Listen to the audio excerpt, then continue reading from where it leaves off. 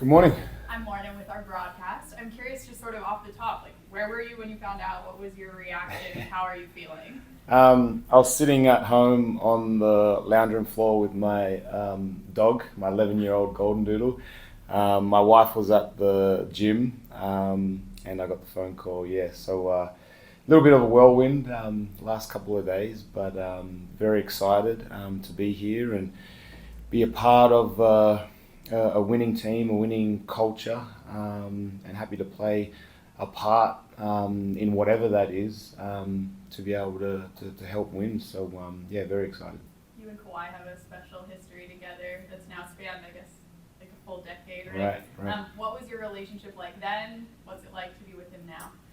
Yeah, just a couple of young bucks back in the day, win an NBA championship, and obviously being able to witness his growth firsthand was really cool. But yeah, there's something that you achieve in your life that you kind of bonds you together, and you have that forever. So very grateful for my time spent with him.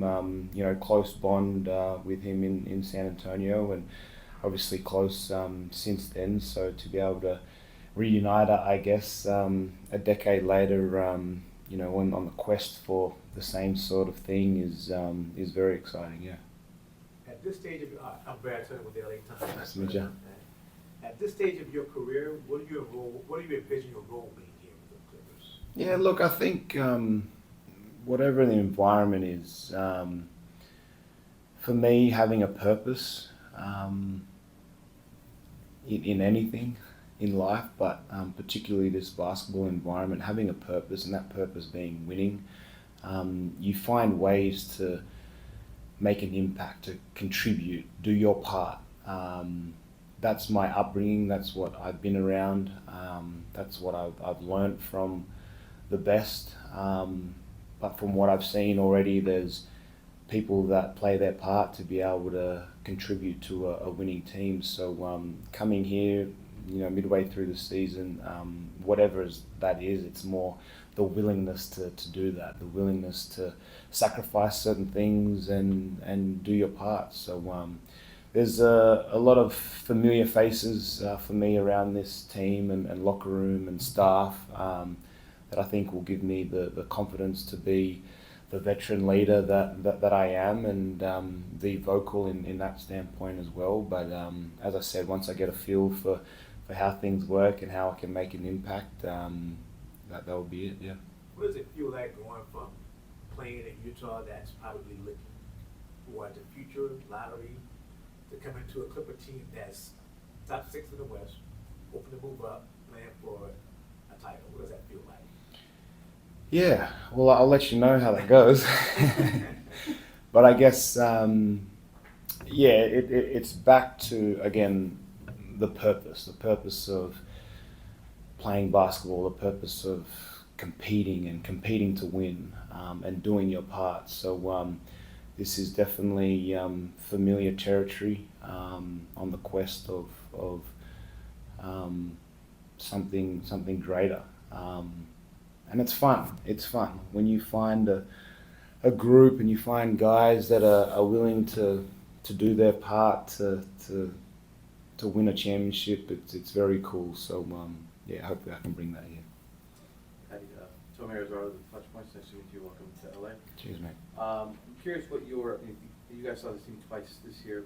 What were your impression of this team from the outside looking in, about just where they're at, what their strengths are, maybe what their weaknesses, what you can help, stuff like that?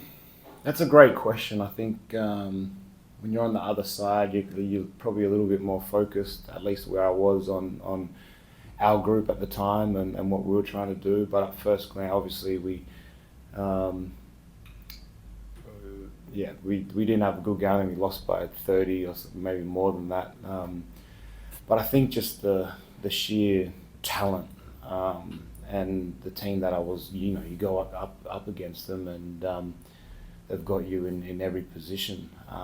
So I think the sheer talent, two-way guys, athleticism up and down, IQ is another big one. Obviously, the when the ball's in certain guys' hands, it's the creative basketball IQ that separates a lot of them from other guys in the league.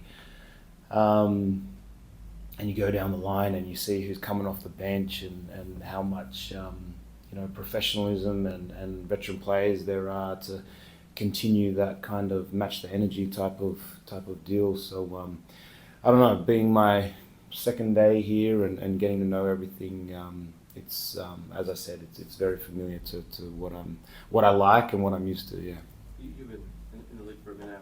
Stop over you and Nico Batum back in Portland. Yeah. Like youngins, like what is it? I mean, only 400 whatever players in the NBA. What is it about you that you've been able to stay, have a lengthy NBA career, maintain this kind of consistency? Yeah, it's a great question. I think going back to your point, it's about being a professional, and I think taking pride in being a professional athlete.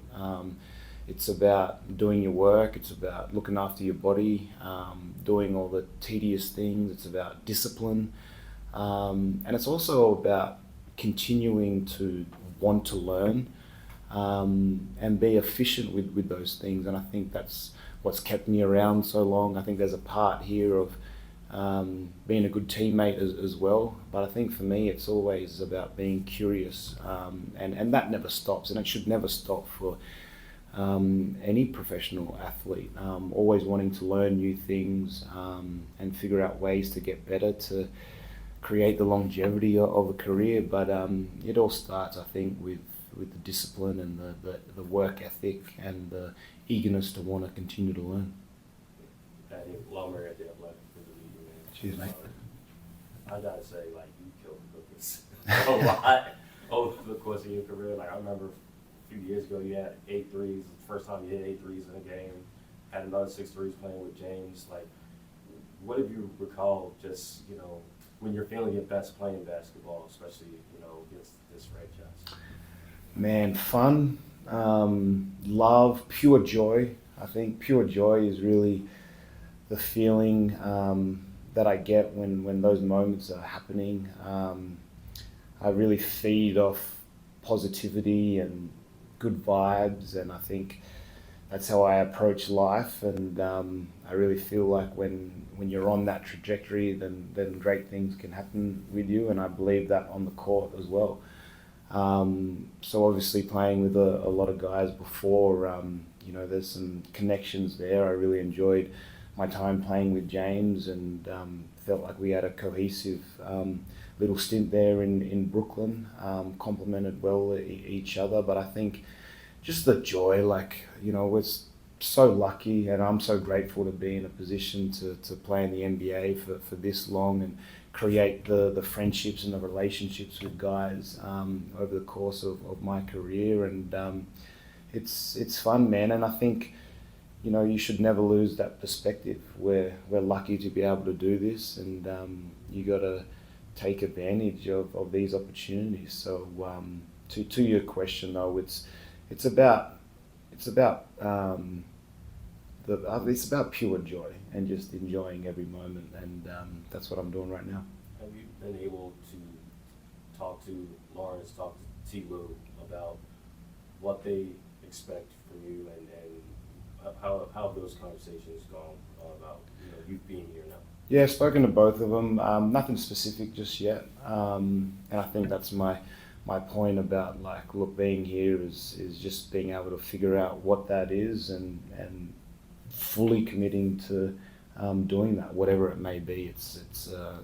I have a role here, and it's about doing whatever it is the best that I can. I've experienced this with many winning teams before in the NBA and on the national team, and succeeded and seen what it's meant to look like. So I think I'll be able to slide in here quite well, yeah. What's something that away from basketball that people maybe don't know about you? Maybe a hobby that you like to do, or you said you have a dog. Like, what's something that people don't know about you off the court? Oh, geez, we might have not enough time to be able to tell you all about my hobbies.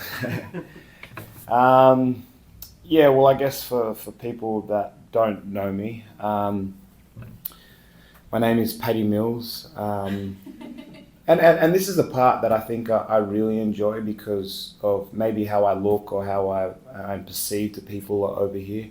I'm Indigenous Australian, and that's something that I take a lot of pride in. I'm a Gugara, Nagyagal and Dawarab Meriam man, born and raised in Australia. And being Indigenous Australian is something that I am really proud of. And I'm still strong in my identity, even having 16 years in the NBA. And I think I'm someone that a minority on the other side of the world and other countries are able to look up to and hopefully be inspired from. So I enjoy that role. I think it's a part of me, and I hope to inspire all those people to hopefully make their dreams come true as well. Not to get too deep, but talk about your identity. How do you maintain that being so far away from home for so long? Yeah, it's not easy, as you can imagine, but I think it's about practicing culture on a daily basis, whether that's speaking language, whether that's traditional foods in the kitchen, singing songs, playing the guitar. I think there's a few things there that I've been able to stay connected to and grounded with, artifacts throughout the house. So bounced around the US now for a little bit, but I think that's something that I've always been able to stay connected with and strong with is my identity and being proud of that. It's something that my parents, both my mum and dad, taught me at a very young age and instilled with me. And I've taken with that my whole career. Yeah. Easy. Thank you, guys. Cheers, guys.